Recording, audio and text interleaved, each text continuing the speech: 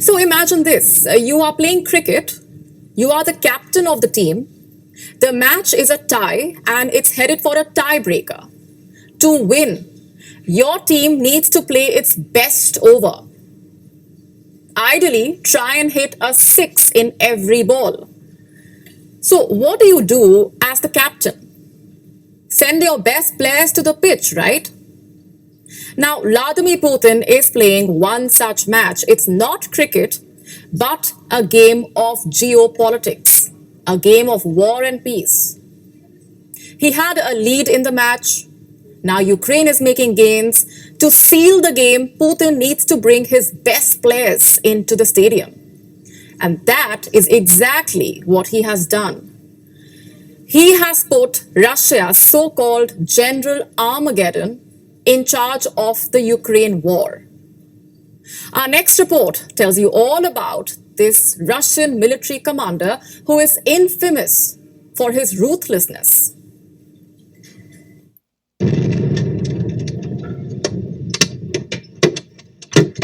When a flurry of rockets landed in civilian areas of Kyiv, Kremlin watchers knew exactly what was going on behind the scenes in Russia.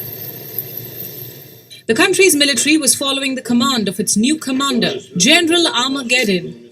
The Russian Defense Minister has appointed Army General Sergei Surovikin as commander of the combined groups of troops in the area of the special military operation. Meet Sergei Surovikin. He is 55. In the West, the man is known for his ruthlessness. His colleagues call him General Armageddon. Some believe that Surovikin is the best general the Russian military has. The man is a hardliner. His approach to war is orthodox. In 1991, he asked men under him to fire at pro-democracy protesters. This was in the months leading up to the collapse of the Soviet Union. 3 protesters were killed in the operation, and Surovikin was jailed. He walked out 6 months later without trial. 4 years later, Surovikin was back in prison. This time, it was for illegal arms trade. Goes without saying, Surovikin has a reputation. In 2004, he was stationed in Chechnya. By then, he was already widely feared. It did not help that in 2004, a colonel serving under Surovikin killed himself. What happened? The Russian media says the colonel was reprimanded. Surovikin's next big assignment was Syria. In 2017, Russians were fighting on the side of President Bashar al-Assad, and Surovikin was the commander of the aerospace forces. Surovikin led dozens of attacks.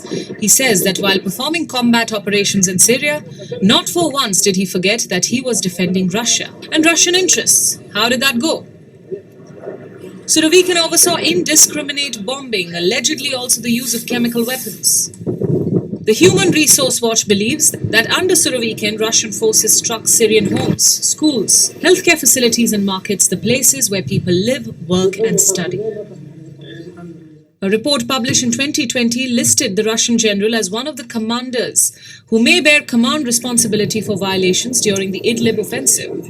What kind of violations are we talking about? The use of chemical weapons. Russia awarded Surovikin with a very special title, the Hero of Russia.